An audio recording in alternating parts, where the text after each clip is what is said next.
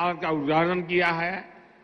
उत्तर हो, दक्षिण हो, पूर्व हो या पश्चिम, स्वास्थ्य से जुड़े इंफ्रास्ट्रक्चर और हेल्थ एजुकेशन के संस्थानों में अभूतपूर्व विकास आज देश अनुभव कर रहा है। आज देश भर में 22 एम्स या तो काम कर रहे हैं या उसका कंस्ट्रक्शन का काम चल रहा है। इनमें से 15 एम्स पर बीते 5 वर्षों में ही काम हुआ है। 22 में से 15 इस 55 महीने में। हमारा प्रयास कि देश के छोटे से छोटे कस्बों तक बेहतर स्वास्थ्य सुविधाओं को ले जाया जाए। इसके लिए वेलनेस सेंटर से लेकर के मेडिकल कॉलेज तक एक सिलसिला चलाया जा रहा है, चेन चलाया जा रहा है। साथियों, एक वो भी समय था जब गरीब और निम्न मध्यम वर्ग को भाग्य के भरोसे छोड़ दिया गया था। न पर्याप्त अस्पताल थे और न ही इलाज में सहयोग देने के लिए कोई अच्छी योजनाएं। इलाज के खर्च की वजह से देश के करोड़ों गरीब अस्पताल ही नहीं जाते थे। देश भर में आयुष्मान भारत, पीएम जय, ये पीएम जय योजना, लोग उसको मोदी केयर भी कहते हैं, ऐसे अनेक लाभार्थी, उनसे मैं मिलता रहता हूं। आज भी यहां आने से पहले मैं मिला हूं।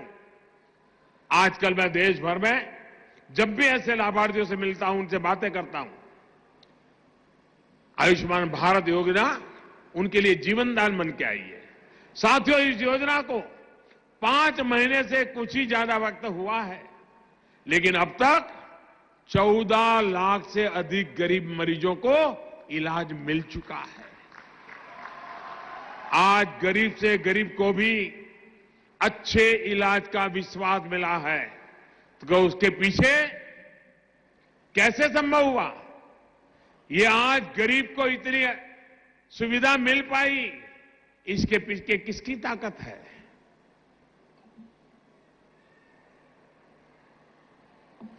बताइए, किसकी वजह से हुआ है? किसकी वजह से हुआ है? किसकी वजह से हुआ है?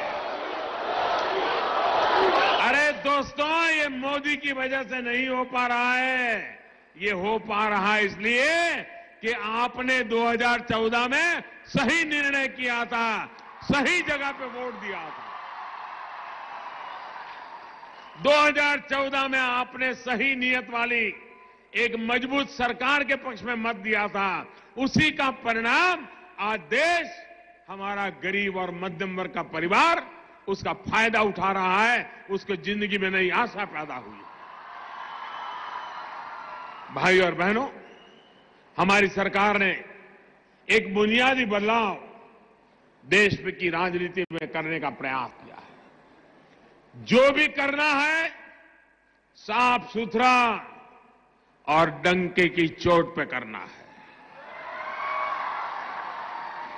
राष्ट्रहित में, जनहित में बड़े से बड़ा फैसला लेना हो और कड़े से कड़ा फैसला लेना हो,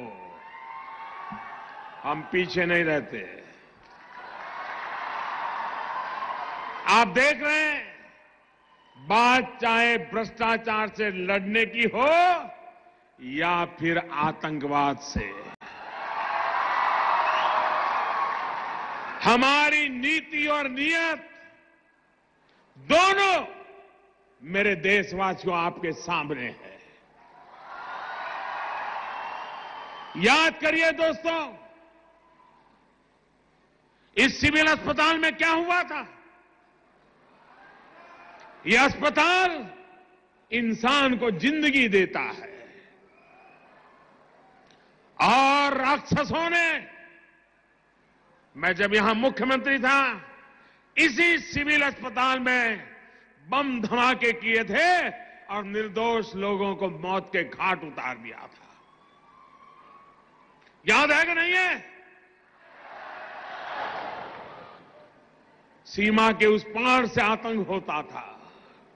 क्या उस समय दिल्ली में बैठे हुए लोगों का दायित्व नहीं था कि हिसाब चुकता करे? भाइयों बहनों, ऐसे चीजें मेरे दिल में पड़ी हुई है। और मैंने उस दिन भी कहा था, पुलवामा के बाद मैंने पब्लिकली कहा था कि जो आग देशवासियों के दिल में है, वो आग मेरे दिल में भी है।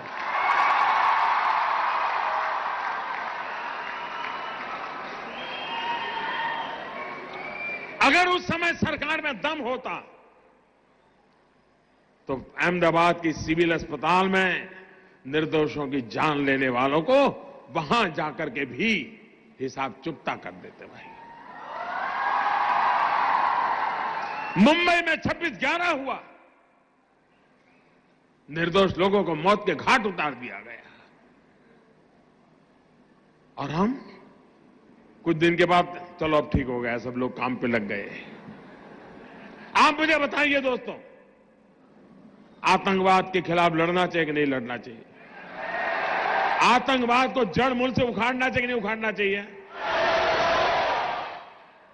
आप मुझे बताइए, कौन पार्टी है जो ये काम कर सकती है? ईमानदारी से बताइए, कौन कर सकता है?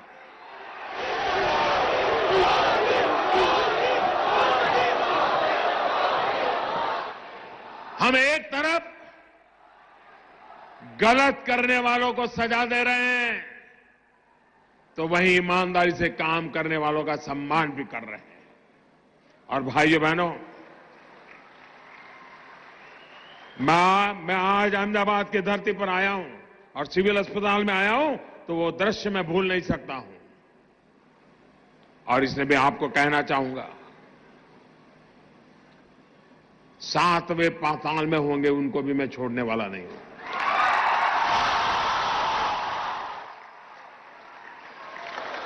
और देश का दुर्भाग्य देखिए,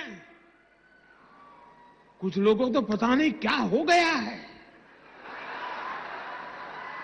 आज पाकिस्तान के अखबार की हेडलाइन देख लीजिए, भारत के नेताओं जो बयानबाजी करते हैं वो पाकिस्तान के न्यूज पेपर की हेडलाइन बन जाती है। ऐसे नेता ऐसी बातें करते हो जो पाकिस्तान के टीवी पर दिखा रहा है, पाकिस्तान की पार्लियामेंट में चर्चा हो रही है। क्या ये देश हित का काम है क्या?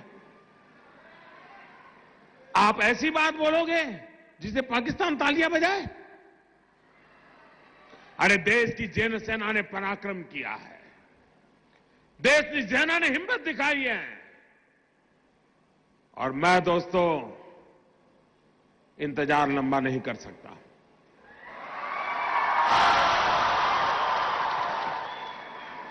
चुन चुन करके हिसाब लेना ये मेरी फितरत है।